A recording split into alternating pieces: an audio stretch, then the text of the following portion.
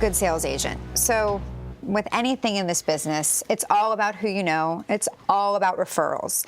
So how can a filmmaker know who is legitimate, who to trust? What are the resources you can test out to decide who is the right sales agent for your film? More on the foreign side now? Yeah, on the foreign. Because domestic, I think we know who the big targets are, who the... Well, like I once told you, first thing they should do is go to AFM. Okay. And walk around. American film market. Yeah, because there's three key markets. Correct. Berlin, Cannes, AFM.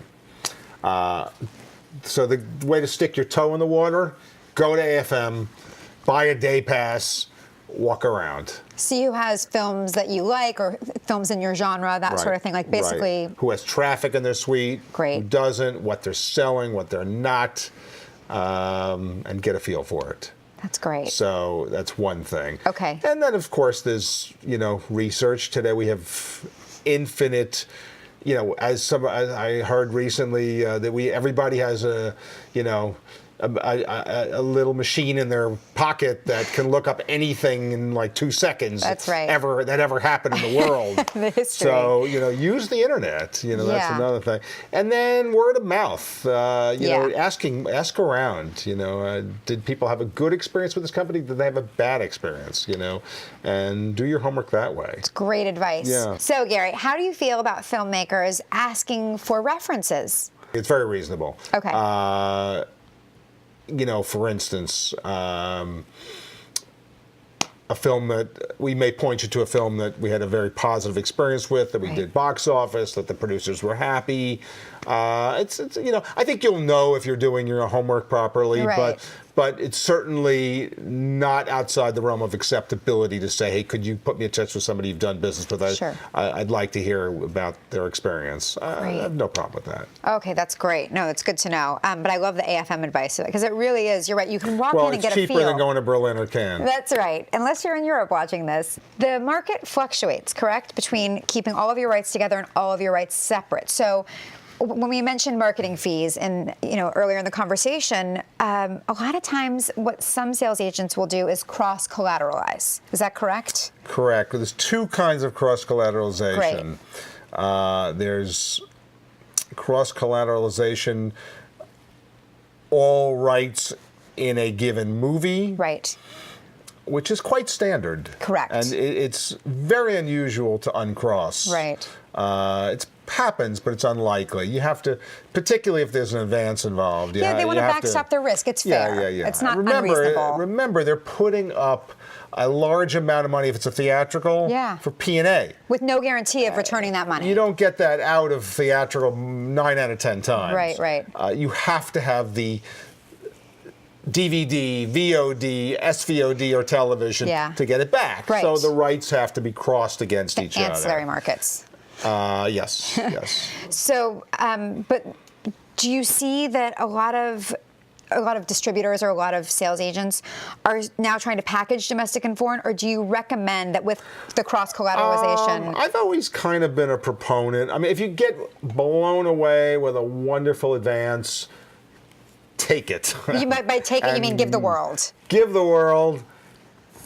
Go to the bank. The worldwide rights, I should say. Drink your champagne and go make your next movie. Okay. But if you're not blown away, and most people are not going to be blown away by the offer, bifurcating domestic and foreign is not a bad idea, because you have two clean revenue streams that won't be crossed against each other. And the two chances of making your money back. That's right. So let's talk about the other form of cross-collateralization, which is almost cannibalizing other films to make up lost revenue. You've made a two-picture deal, and they say, well, we'll give you a deal for both pictures, but we want to cross them against each other. Or even on a more simple, like for a very independent new filmmaker who only has one film, and they're sending their film in, and the marketing fee maybe has a percentage instead of a fee, and sometimes sales agents can charge all films equally, and the bigger films are performing better. I see. How can filmmakers watch their backs, for lack of a better term, and make sure that their little, $200,000 or $300,000 film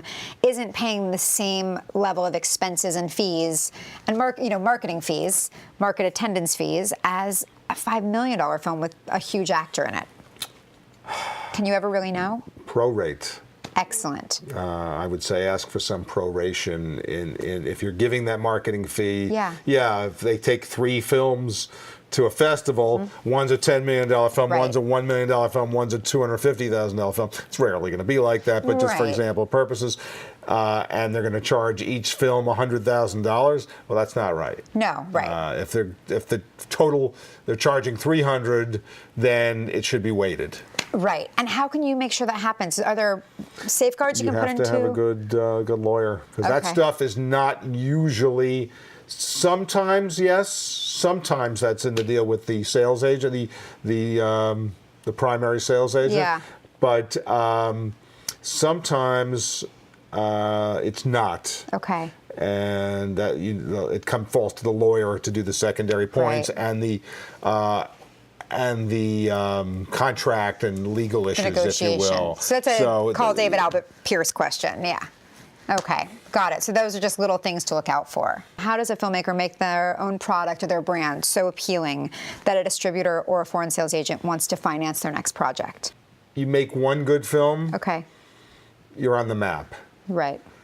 You make a second good film, you're really on the map. You make 2 or 3 good films, you can brand yourself. Okay.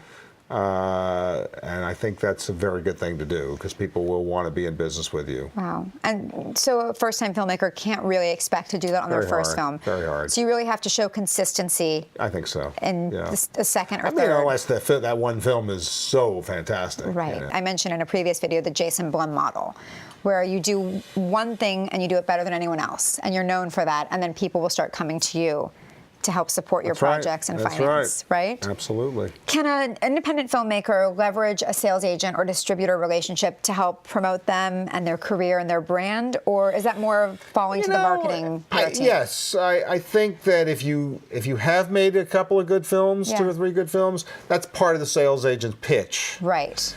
But if you're a newer filmmaker, you're going to have to do it on your own.